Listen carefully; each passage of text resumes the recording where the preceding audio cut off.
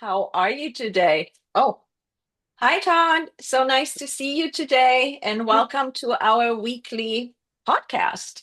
So, Yes. today I thought we are going to talk about the ever evolving subject of interest rates. Oh, Do you still have buyers that are looking in the rear view mirror, wanting to have the 2%, or are your clients adjusting and realizing that pretty much it's now or never, and there's never a good time to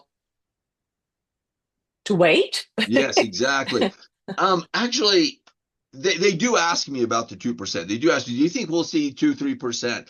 And what I've been telling them is, I really don't think so. And the reason why I say that, and again, none of us have that proverbial crystal ball, but the reason why I Right. say that is because that was an extreme situation with the COVID and all those circumstances, the global shutdown and all.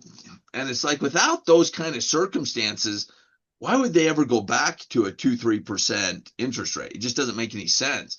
And it would Agreed. have to be pretty catastrophic I mean, do you agree? I totally agree. I think it was really managed by the government to help us get over this isolation situation and put our minds to something different where we can find comfort in being the opportunity of buying a home. Right. And, then it wasn't so bad that we had to stay home all the time. Yes, yes, absolutely.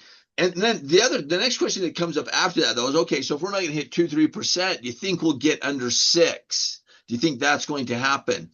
And that's Well, and we this are is where I there. go. I say, whenever they ask that question, I said, let's stop there for a second. Let's not go into that discussion at this point in time. I will answer the question, but let's hold back a little bit here because I think you've got your focus in the wrong place. You're talking about interest rates on whether you should make a move. Is that what you're saying? Is that you're trying to time the market for when you should buy? And they always go, well, yeah, I want to buy at the right time. And I'm going, you're messing it. You're thinking you're in the wrong place because if you wait until interest rates drop, and I do think they'll come down probably below. I think they will come in below 6. That's just my Well, they opinion. are below 6. Right, but on average, where it's been the last year or Right. so, it's been like 6, six point Six one, and a six point half. two, something like Yeah. that, 6.5. I mean, I think we've stabilized under 7. Okay, but Yeah. and I don't think that's gonna in the near future. I don't think we're gonna go back to that. But the thing that I kept looking at, oh, I'm going all over the place. The thing I kept looking at was Europe, Okay. and Europe has dropped their interest rate like 8 times in the time that we've basically dropped it maybe once. And Europe's numbers are not that different than ours. But the thing is, their economic strength is not the same as ours either, meaning their inflationary numbers are not as high as ours are. Their markets weren't growing as rapidly, so it's really not a fair comparison. And that's what I used to look at is going, why aren't we dropping interest rates? Europe's dropping them like crazy. It's not an apples to apples No, comparison, and I've not at realized all. that now. But so I think we will see below 6, but people should not wait. Do not try to time the market. Get the house because I honestly believe. Well, let me ask you: do you think property values are going to be going up, or do you think they're going to stay the same? What do you think is going to happen as far as property values? So, what I tell my clients in regards to interest rates, so let's pretend we are at 6 right now, and they're like, well, what if they go to 5.5 this year? I'm like, well, if they go to 5.5 this year, you're not going to be the only buyer. Every buyer is on the ledge, and they're all going to storm out at the same time. Where right now, many people are still thinking like you are thinking. They're like, oh, well, we'll wait until mid-year. Maybe it's 5.5. So now is an opportunity for you to not be in the rat race and in multiple offers. You actually have time to make decisions wisely rather than storming toward a property where you're going to compete. So the interest rate is going to balance with the property prices. So that's Exactly, typically what and I people. say. And I can totally see us getting back to paying 40, 50, $60,000 above list Hmm. because everybody's buying. You know what I mean? And there's the Hmm. buy frenzy. But but Yes. but from your perspective, where do you see the values going? Do you think values are going to go up, or do you think they're stay? Are I they think, flat? well, we dropped quite a bit. I think they're going to stabilize. I believe that this year will be a stabilizing market where we can look a little bit back and a little bit forward, where there's, I don't think it's going to, that we are going to have a drop. I mean, I'm in areas like Oakland dropped significantly, and they are working hard on inching up, and it's happening. Where some areas have not around here have not been touched so much because inventory wasn't as high as in Oakland, for example. So I think we're going to see a stabilizing market this year. Yeah, here in Utah, first of all, we did not see at all much of an adjustment down. A little bit maybe, but not majorly at all. And it's because Mhm. our inventory was so low. And then now where we're at with listings, our inventory has doubled. But when you double it from one to two, I mean, you say it doubled, but it's not still our inventory is low. You know what I'm saying? Still very Yes. low. And so even though it's doubled, our inventory is still low. And but the property values, they're not coming down anymore. They're starting to inch up. And quite frankly, here in Davis County is where I primarily work, Davis, Salt Lake County too. But um, I really think that the values are going to keep going up. So people who are holding off, I think the risk they're taking, the people that are holding back, trying to get that interest rate, I think they're taking a significant risk at paying more for the house. Mhm. So it's like buy now, lock in that price, and then and lock in the interest rate right now where it's at. And then if it comes down, you can refinance, but you've locked in that value, you've locked in that price. Because I think the price volatility or the price going up is a bigger risk than anything to do with the interest rate. I totally agree. I think anybody who is in the market of buying a house should table the interest rate issue and not use it as an excuse. Right. And that is what it is. It's an excuse. And it's yeah, they're just taking say my daughter actually came to me saying, Dad, I am not gonna buy a house at these interest rates. And she saw the look on my face and she literally said, sorry guys, but this is literally what she said. She goes, ooh, that's the who farted look. And I said to her, we were laughing. So it sounds like I was really mocking her, but we were laughing. And I said, I cannot be I cannot believe that somebody that grew up with a real estate agent and an investor said something so stupid. You know, I mean, I don't consider it stupid, but my daughters challenge me all the time when we talk real estate. I'm like, has been in the business almost 30 years. I mean, it's one thing for you to challenge me, with Google baby advice, but when it comes to real estate, it's like, I don't think so. But I hope kudos they to my never daughter. listen to She this. said, okay, I'm just going to shut up. And what should I do? And I said, buy, buy. So I'm not saying something I didn't tell my own kids. And she did. She went and bought a house and she's locked in that value. And now it's locked in and his values are going up. She's just building equity. So anyway, Love it, love it. Yeah, we yes. are working on that with my kids. San Francisco and with Natasha having children and schools are becoming important. So she would like to leave the city, but there are so many different programs that they have for families for couples with children that it's almost like all the financial aid that they get with daycare Mm, and all that. I mean, they are saving like $8,000 a month on daycare. you're kidding me. Yeah. No, Because I'm of not the kidding you. programs and income levels and all that kind of stuff.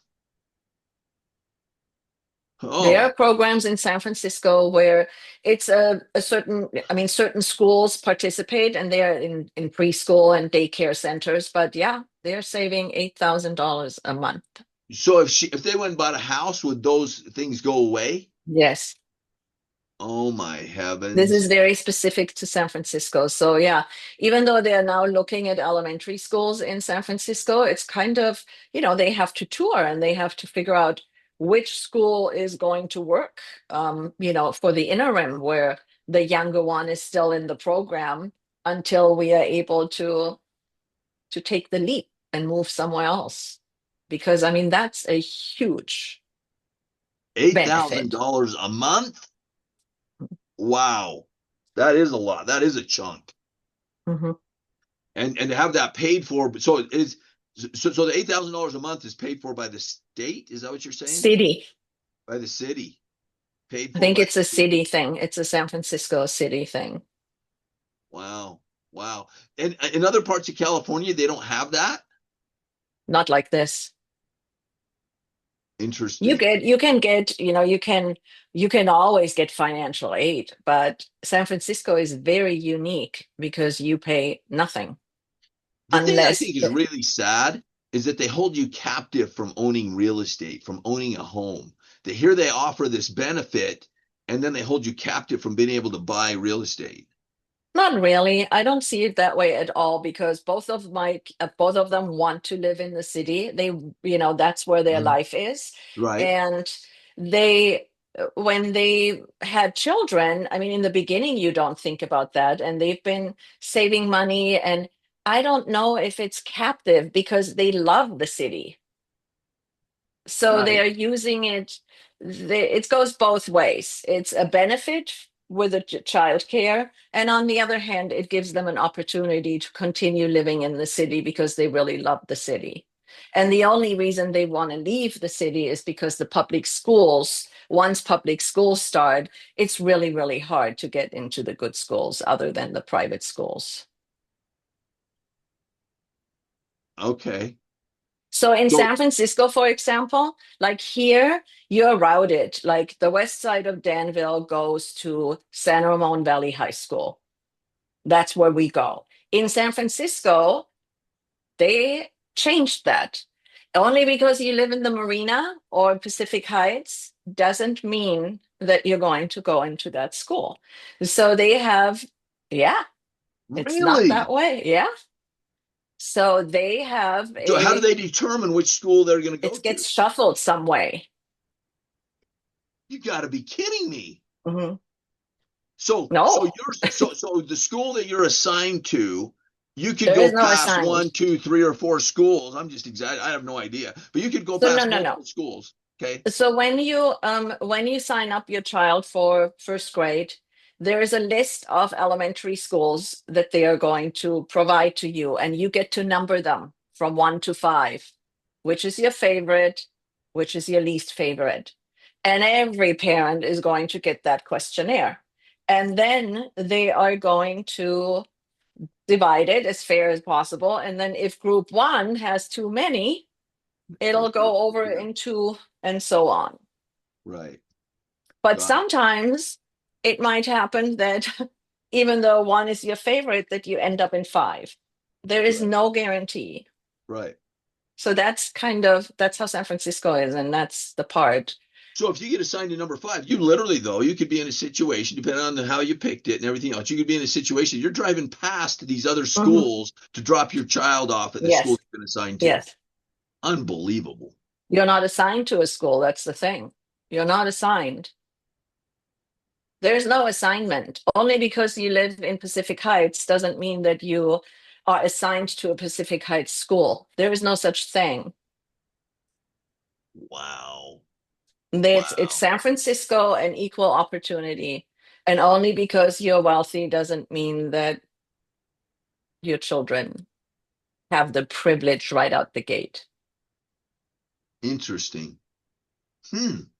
That It's yeah, last comment makes me go, wow. I mean, maybe I do see some advantages of that. I mean, as far as not having all the wealth piled into one school, you know what I'm saying, or two schools or whatever. You know, you get my point. yeah, yeah. Um, yeah, interesting.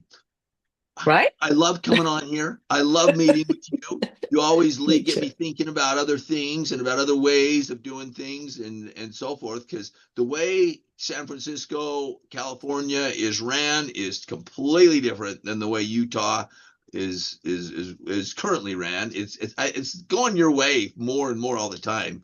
I More do want to say, so, don't take what I say at face value. Always verify on your own. oh, of course.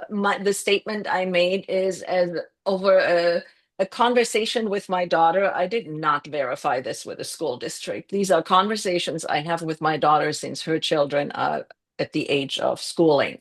And Right. I did learn that you can end up in school 5 when you want to be in school 1. And I don't even know if it's 1 to 5 or if there's Right. a list of all elementary schools. Right. Yeah. But I there is understand. definitely, yeah, We I were here just just wanted talking to about make sure. concepts, not about exactly how it's set up. Exactly. So Yeah, the concept. Yes.